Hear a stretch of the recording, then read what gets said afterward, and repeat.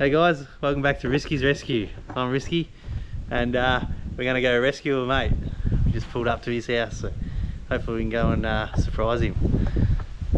Let's head in.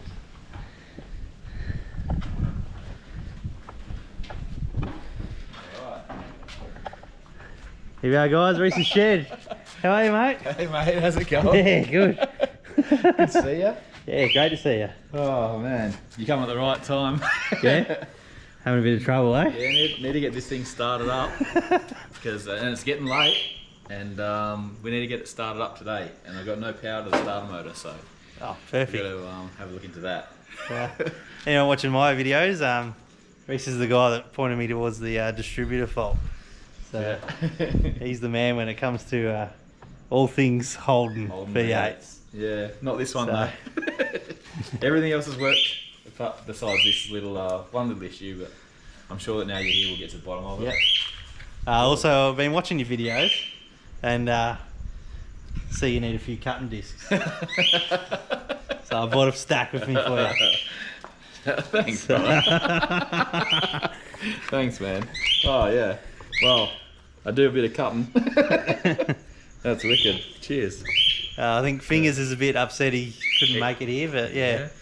Maybe next time, mate. Maybe next We're time. gonna get over your way as well. Yeah. Yep. So hopefully in the future at some point. Yeah, it's going to be good. Yeah, I'm happy you're here because perfect timing, really. Want to try and get it started? Yeah, let's we'll Alright. set up the cameras and we'll have a go. Awesome. You're pretty close anyway. You want to work your magic with the multimeter, and I'll get under the dash here and see what I've missed. And you can just tell me once if we get 12 volts or whatever. You got it? Alright. Now. Alright. I think we're set. Beautiful. Awesome, bro.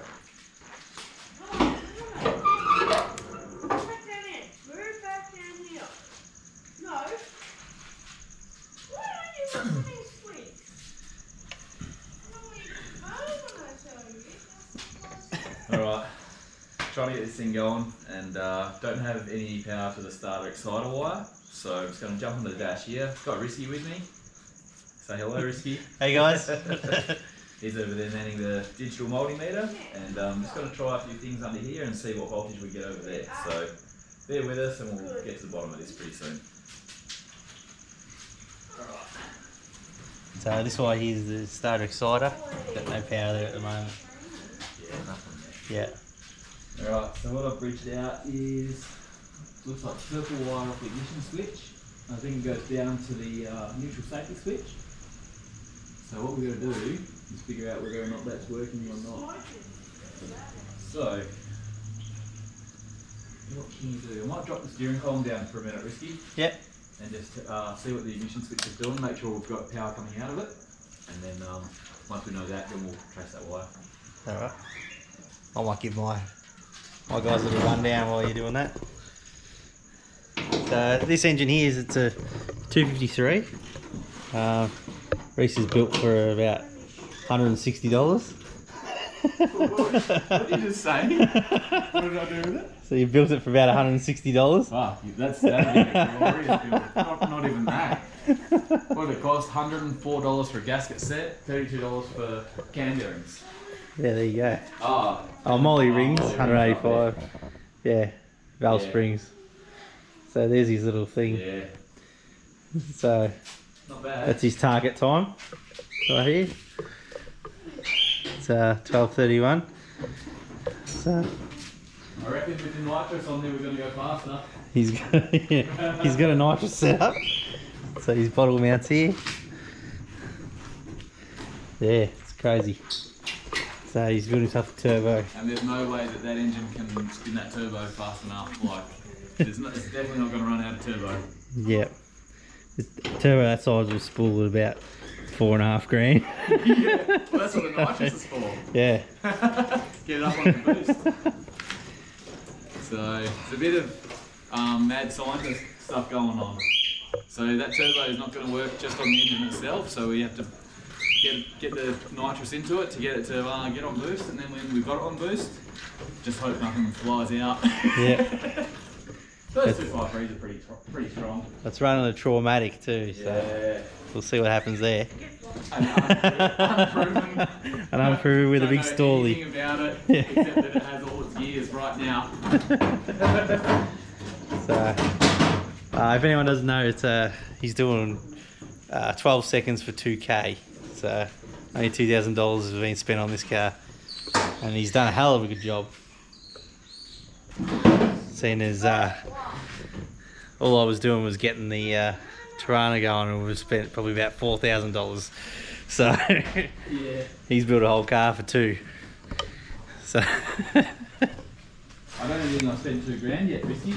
yeah, Not quite. not Almost. even. So yeah, if you get over to REECES Sheds page and subscribe to him if you're not already.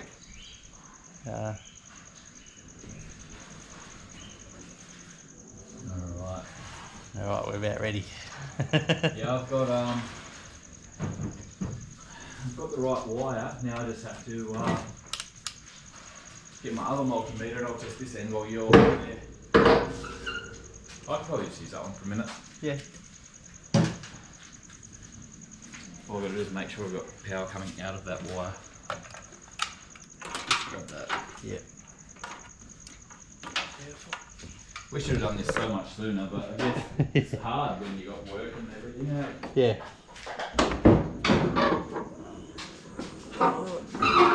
Right, so How's it going? we've got the battery connected, so we should have everything working under here. Now, it's going to be hard to find a good ground because everything's rusty as. I know, it's terrible, isn't it? Look at the floor. See my floor that I put in? Very good. Alright, so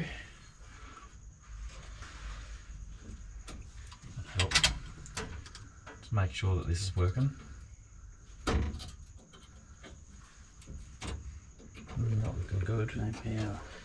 But is that just because I don't have good ground?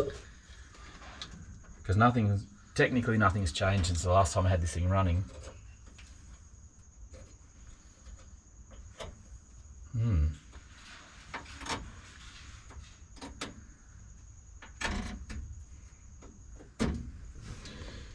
Okay.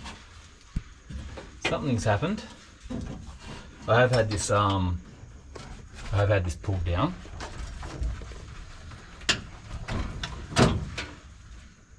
Which wire do we say was the supply, Risky? Red one? Yeah, red one.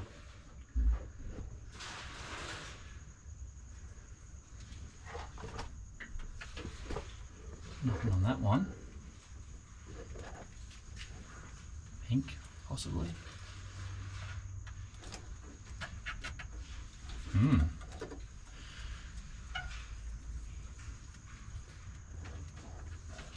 We don't have a good ground. There's something else. Because when I turn the ignition switch on, I've got 12 volts at the coil. Yeah. So the switch seems to be working.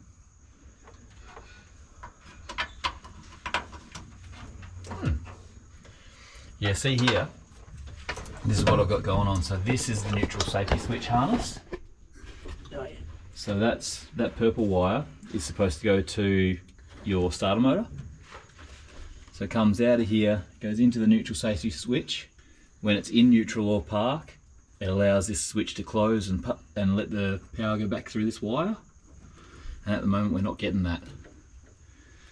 So we've got to figure out why we're not getting power here, which I thought we were. If we're getting power here, then we're going to get power there.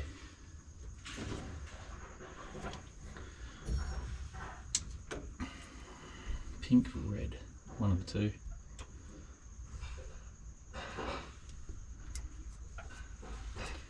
Don't know why I just did that. That was dumb. Oh, we would have Well, it's not connected. No, yeah, Is it's it? not. Yeah. All right. We definitely need to get a known ground that actually works. Yeah. So we'll figure that out first. Get a bit of wire or whatever. Yeah, big one. I've got a bit of dual core behind you over there.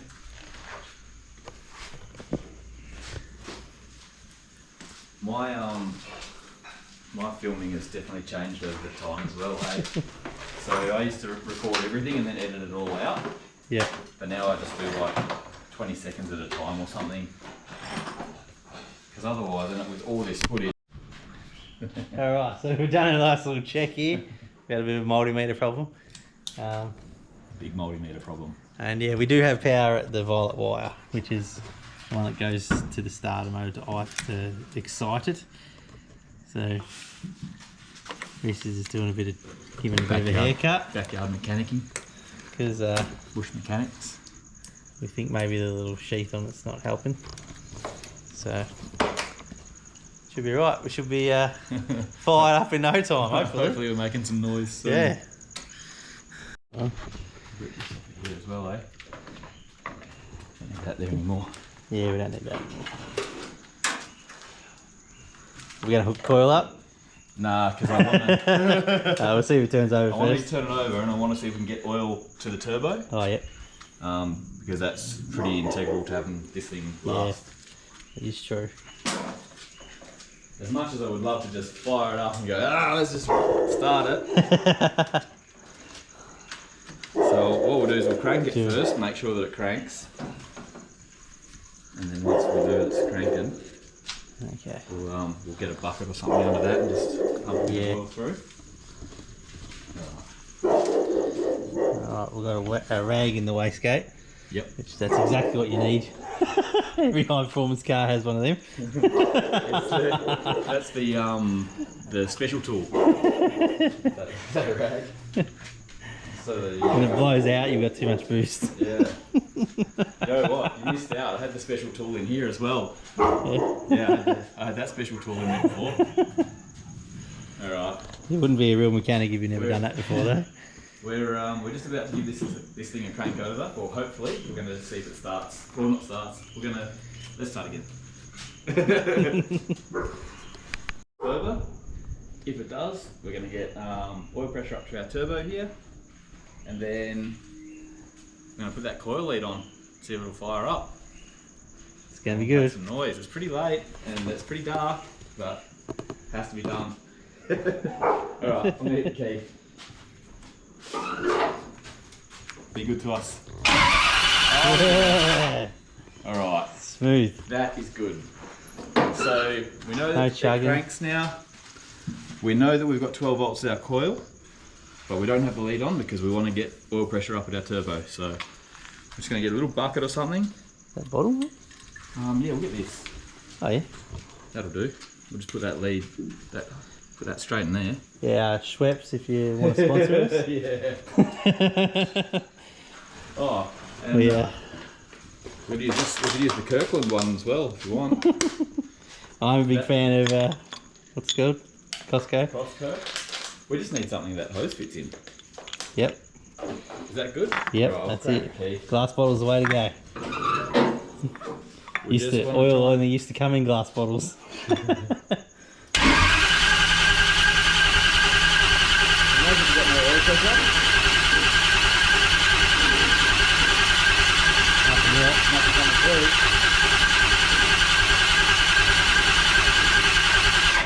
Wow. Maybe the engine didn't have oil pressure the whole time I was doing skids in it. Well, you had oil pressure at the oil pressure switch, didn't you? You don't know. Okay. Who knows? Well, it must have, because it had oil up the top of the engine, which it didn't have before. Yeah. So what we could do Where's that is plumb pull that into? hose out. Oh, yeah. Yeah, we'll just we'll remove this hose and we'll make sure we get oil out of the oil pump. Because I did kink that hose at one point. So it might not be any good. We can. Hey? Well, we can see this without it falling and breaking anyway. Chuck us out and I'll give you a plastic bag. Alright guys, we put a little cap out the end of the capillary line, just here, and we've got no oil coming out of there. We unscrewed the oil filter a little bit, and there's oil in the filter, so it should be primed. Looks very dry down there, Risky. Looks dry in that hole. We pull the alternator off so it's out of the way, but yeah, we're just gonna pull that line, pull the fitting, and then crank it over and see what happens. So, it might be blocked or something. Might be fucked. Don't put that in. Get that line. Oh yeah, she's a bit kinky there. I've got another one. Yeah. Oops. If we had... Oh, Yeah, it's dying. That's alright, I don't mind. It can go. I'll just get it out of there. See, if we had oil on that side of the cap, then we'd say, oh yeah, it's this line because it's been kinked. Yeah. But It's not. There's no oil in there, it's like it's not primed. Like it was and now it's not, for whatever reason. I've had this engine running quite a lot actually, so I'm not that worried.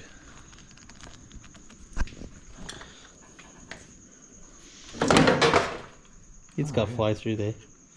Yeah. Yep. Might have to do something with this. A good old taste of the, what is it? 564. Yeah. Yuck.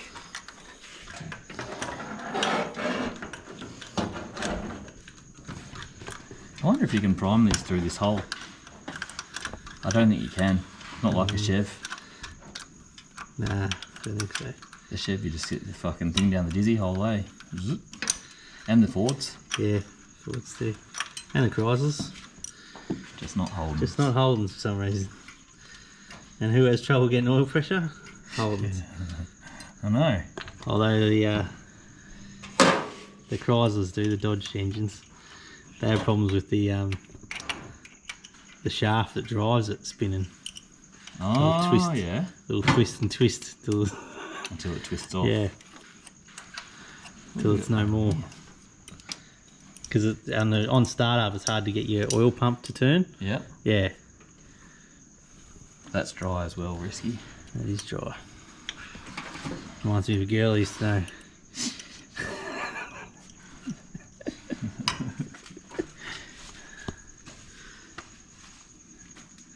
Never been oil in there. No. There's been oil in there though. Yeah. Well, that is wet. That's oil. Let's crank it over and see what happens just quickly. Yeah. Maybe just prime this oil pump again. Yeah, we might With those Cooper filters, it might have one of those anti-drain back Yeah, it valves, might have and drained just back. all gone to the sump. Oh yeah, battery terminal. Oh.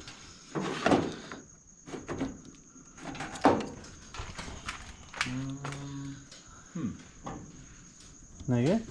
No go. What have we got off? Just the alternator. Alternator Oh, off. the earth. That must be the earth. Oh, for the- yeah, okay. That's the earth for the engine. Yep, it is. Oh. Alright, now we go. Oh, she's sparking. Try now. No. That's right, we can bolt that on if you want. Bolt it on, risky. Alright. Oh, you're going to use that one? Yeah, buddy.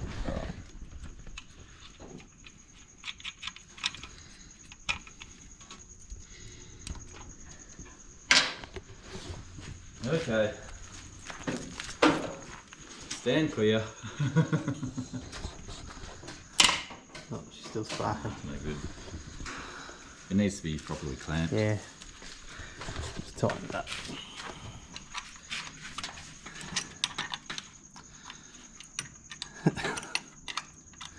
Well, at least this is turning into an actual video. Yeah, this It's is not- hot rodding. Yeah. This is hot rodding. Alright. Third time's a charm. Now if we don't have any oil pressure here, we're taking that pump off and putting some basso in it. Ah. It really doesn't love us that. No, I think that we're gonna have to actually, oh no, that seems alright. Maybe. No, it's sparking over here, isn't it? Yeah, it's sparking there. Oh, it's sparking there. What we'll do, we'll just take it off and put it onto that one. At least it's going to be clamped down. Yeah, into the head. Yeah. Alright. This is actually turning out to be bigger than Ben Hur. So we've gone along and I've actually taken the oil pressure feed to the turbo out of the pump, and it looks dry in there, which is weird. So what we decided to do is crank it without that in there, see if we can get the pump to prime. So we've taken the alternator off, we had to put the earth back on here. So we're about to hit the key, see what goes on. If this doesn't work, we're taking that pump off and priming it again, because we're sort of assuming that maybe this oil filter doesn't have an anti-drain back valve and the oil might have returned to the sump. But we don't know, we're just guessing. So we're going to hit this key now, see what happens over here.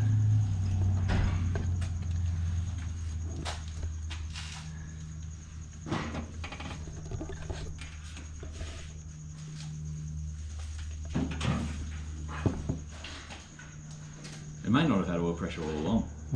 Maybe.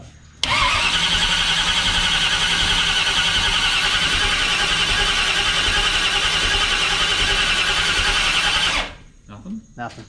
Alright, we'll take that pump off. I can't feel it pushing or anything. It. Yeah.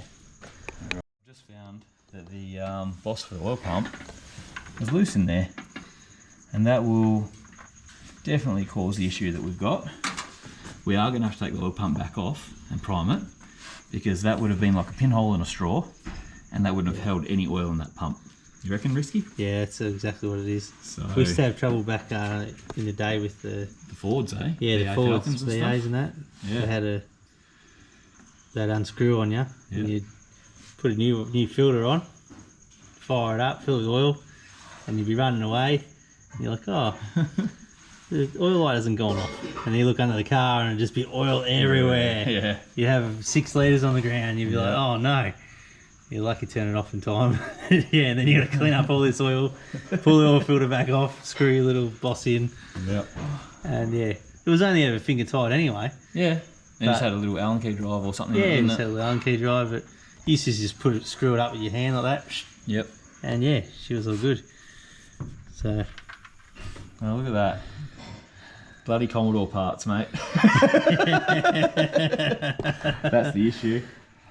Alright, well, we've got to get this bolted back in there first of all. So I think that's a 12mm drive by the looks of it in there. So we'll get that back in, nip that up, we'll get the pump off, prime it with some Vaso, get it back on there, confirm that we've got oil pressure, and then we'll finally start this car, hopefully. Stick around. Alright, we've got the socket set here, guys. We had to go and get it out of my ute. So, Chuck should us be right. a 1/2 inch, or sorry, chuck So- us a 12. 12? Yeah, we'll try No, it. oh yeah, It's a 12. 12, yeah. And that next size up. 14.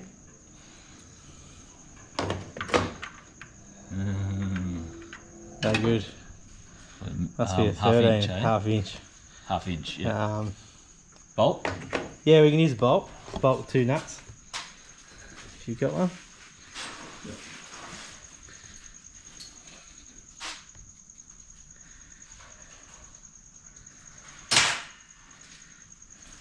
Here we go. Alright. Try this one.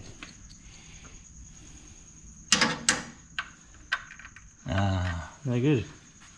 1/2 inch? Yeah, I reckon that's 9/16. Oh. I'll find 1/2 inch. Oh yeah, this one here. Well, we'll use this one. Yep. Oh yeah, it's 13 metric. Oh. Well, we'll just use that one till we find 1/2 inch, eh? Yeah. This is the one we're using. See if it goes in. Yeah, we aren't looking for anything else. Oh, there you Yeah, go. beautiful. Sweet. Slip straight in. Now, I think what we've got going on here, I think we've got 13mm bolt and 1/2 inch nut, because that's just bound up. Well, that's perfect for what we're doing. Just bound up straight away.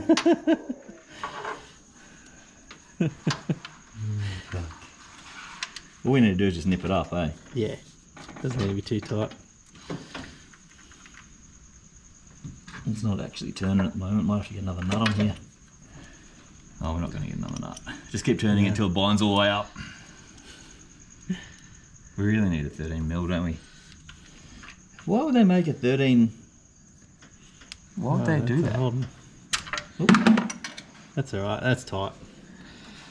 Yeah, it's not coming undone. You can't do it by hand, it's fine. Cool.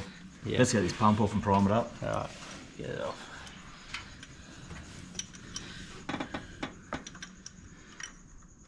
Fucking hell. Shifter bandit. I know. Nut fuckers. You know, when I went into heavy diesel, I actually was real worried about it, and I had expressed concern to one of the guys I've come up with, you know, in the trade. Yeah. I said, I don't have any tools for that. And he said, buy a set of chisels and a set of shifters, and you'll be all right for a couple of months. That's it. And he was wrong, because I pretty much needed big spanners straight away, but at least I went to site with confidence. Yeah. That was like when I started rebuilding drill rigs. Yeah. I was trying to prove myself, and we had this a hose you couldn't get to. You had to use a chisel. So I did it with a chisel, and the guys came over and like, yeah, we know you're a drill fitter. You got the special tool for Yeah, the job. We've done many a hose with With a chisel. With a chisel. I thought you were going to say that's how you knew that you're a diesel fitter. Yeah, that's it. Smashing things with hammers and chisels. It used to be quicker to use a chisel than it did to use a spanner. So there's some nuts in my past that I've taken off for the hammer has been quicker. the one mine I worked at, it was all narrow vein, so you had to walk up every drive. Yeah. So you just used to carry a screwdriver, chisel, a hammer. Alright, I'm going to jump under here and get this last bolt out of this oil pump. Alright guys, we've got it all back on now. We're going to be checking to see got oil out the hose. It's too late for us to start it. Just a little bit too late. Yeah. But Time gets away quick. When you live in a residential area, you got to be courteous of your neighbours. Mindful of the neighbours. So one day you might need them. Even in the country, we've had a few times we've had fires and stuff, and snakes. Yeah. And yeah, the neighbours, they just come help, which is great. Sometimes they rock up and you're not even there. Yeah. Alright, we got the battery terminal on. Yeah, we're all. A little bit of a check here, guys. Now, so make sure we've got some oil coming out of this turbo feed. Risky's going to do the honours. Alright. Kick her in the guts, Barry. In the guts.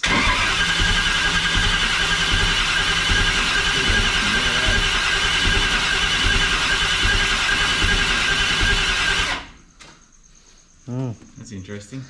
Nothing. Where's that shifter? Pull that plug. The shifter? Oh yeah. Because it might be the capillary line, maybe. There's a kink in it. Oh yeah, just take that fitting back off the top of it.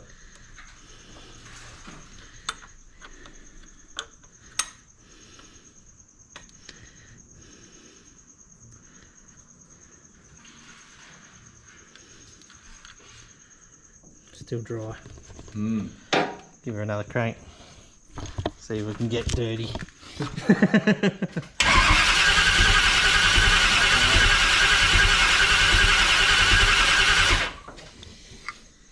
think it might be an oil pump. Yeah. There you go. Oh well, it's a fizzle out to the video. Yeah. That's gonna do us for next It's gonna be our night, yeah. That's the end of it. We'll have a bit of a look at it over the coming days, I guess. Figure out what's going on there with the oil pressure. I'm actually a little bit concerned that I might have done a burnout with this.